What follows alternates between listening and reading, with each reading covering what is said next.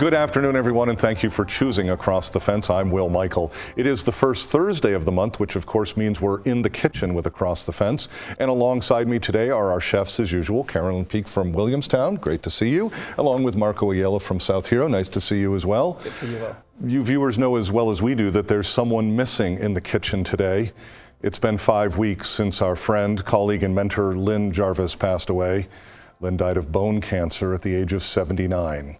We all know he was enormously proud of Across the Fence, and in these recipe programs in particular. You all experienced his enthusiasm on the air, so you can just imagine the wonderful memories we have of Lynn behind the scenes.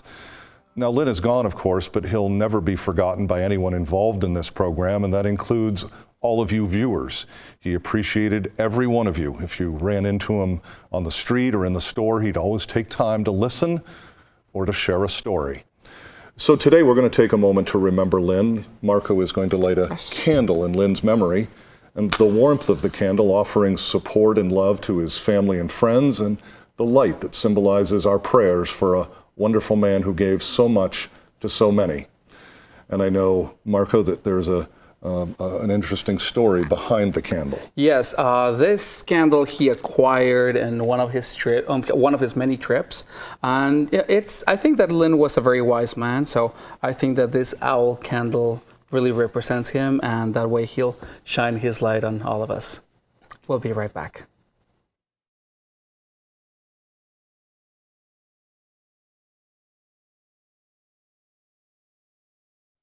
This month's free drawing features our best home cooking cookbook. It's a cookbook that Lynn originally acquired in Tennessee, and he got it in support of a local club known as the Modern 29ers. It features a number of everyday recipes, including those that match our theme for today, which is soups, salads, and sandwiches. And so to get started in the kitchen with soup, salads, and sandwiches, Carolyn, the kitchen is yours. I'll turn it over to you. Okay, thank you very much. Thank you. Well, I kind of, as I was trying to come up with ideas and things that were a little different or whatever, I came across this one that I said I just have to use. It's called a popcorn salad. And it starts out with a dish of popcorn, and then you add things like mayonnaise and diced celery and shredded cheese, some water chestnuts, and bacon, shredded carrots, it's all kinds of things. Now, I don't know if I can really, nope, I figured I'd have things all over everywhere because my bowl isn't big enough. But you just put that all on and mix it up, and then you just have it out there to serve, and we'll put a little bit of stuff into a bowl here while I have popcorn going everywhere. And you can just imagine what this would taste like. I think it would be really kind of nice. And so it's something that is different. You know, you don't have this all the time. So this would be a good thing for some party or something like that, and just to say, hey, here's something different. Now, I also have some soup. And this one is a slow cooker cheesy potato soup. I did not remember to bring my bowls, so I'll just kind of show you what it looks like. It's a nice, creamy potato soup with some celery, chicken broth, water, and then you make a milk and flour thickener for it. And you put in some cheddar cheese, and then when you're done, you put bacon and green onions onto it when you serve it. But my brain doesn't always keep up with what I'm doing, so. Another one that I found of sandwich that was really sounded very good was these are ham salad sandwiches. You just grind up the ham and mix in pickle relish and mayonnaise, and when you put it onto your bread, you put a thing of cheese on it, and you're all set with that. Now, to remember Lynn, he always said that when he was traveling, if all else failed, he could usually find some tomato soup and grilled cheese sandwiches. And so I found and created a recipe for tomato soup so that we could have tomato soup in Lynn's honor.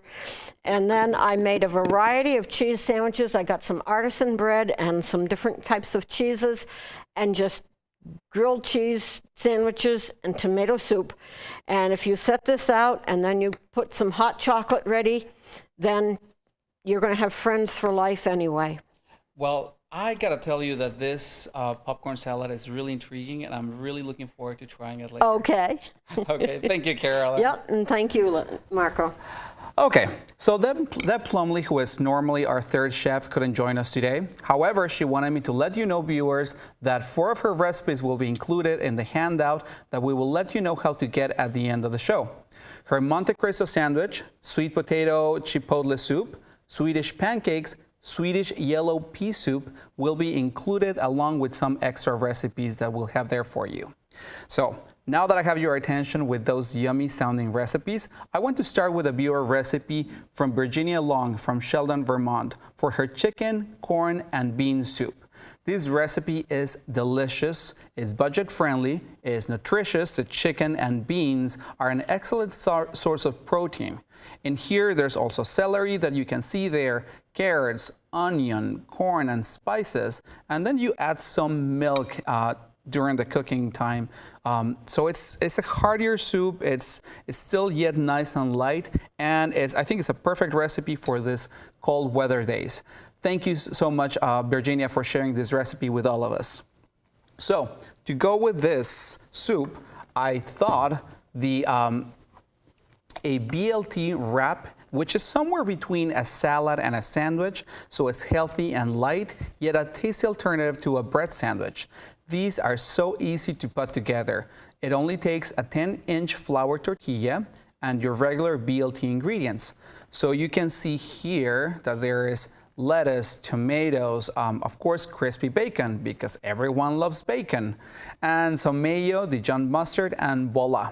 You have lunch or dinner ready, and this wraps very nicely with any soup. I decided that they will go very well with the soup that I just showed you. So my next recipe came from Karen Gottlieb from Stowe, Vermont. And this is, Karen shared her recipe with all of us here at Across the Fence in 2011.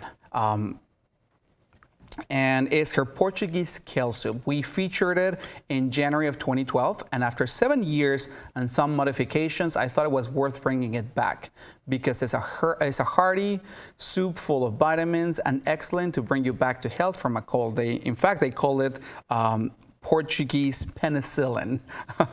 So in here, there is garlic, there's onion, there's that is cooked in olive oil. There is, of course, tons of kale, there's potatoes, and to give it some body. And I make it with spicy sausage to spice it up a little. There's also cannellini beans. So you can use also the sweet kind of sausage if you don't like spicy, but I think it really gives it a nice zing. So I can assure you this recipe is going to become one of your favorites because it's easy to make and it's delicious. Okay, so my last recipe, and this is a fun one. It's a higgledy-piggledy hamwich. And the main reason I chose this recipe is because I always wanted to say higgledy-piggledy hamwiches on TV. So they're mission accomplished. However, I was pleasantly surprised to find out that they are very good. The filling is made with a hard-boiled egg that's chopped and mixed with deviled ham, relish, and some mayo. Then you spread it on your favorite bread. A hearty one works best for this recipe. And then you top it with lettuce. And just like that, you have an easy peasy, wiggly-piggly sandwich that is going to be a hit with everyone on your family because it is really good, and it's easy to make. And the recipe alone says you need to try this recipe. So, Will, how about it? Are you going to try this recipe? I'm just glad that you've now fulfilled a lifelong dream. You were able to say higgledy-piggledy on television. Higgledy-piggledy hamwich. Okay, and earlier you were trying to coin a new phrase with your combination with the BLT. It's now called a saladwich or something because you've combined everything together. Well, I should give up on that and just leave you with the higgledy-piggledy. Lots of great recipes from you and from Thank you. Carolyn. And as always, we have a couple of different ways that you can get those recipes. The first is going to be to go online to the Across the Fence website. Go to uvm.edu/extension and click on the link to Across the Fence. That's where you'll find the recipe tab on the right-hand side of the page, and it includes our recipe archive. Now, to get the recipes by mail, you send $2 in a stamped, self-addressed business-size envelope to Soup and Salad Recipes, Box 188 in South Hero, and the zip code is 05486. Now, please remember to include $2 in a stamped, self-addressed envelope to the address on your screen, and you can also use this address, even if you're not ordering the recipes, to enter our free drawing. Again, that's Soup and Salad, P.O. Box 188 in South Hero, 05486, and if you're paying by check, please make it payable to Marca Ayala. That is our program today. Before we go, let's check in with Carolyn. You didn't have anything like Higgledy-Piggledy or any fancy names, but you had a lot of great recipes. I should have come up with something for the popcorn. Very unique. We'll just leave it at that. Yes.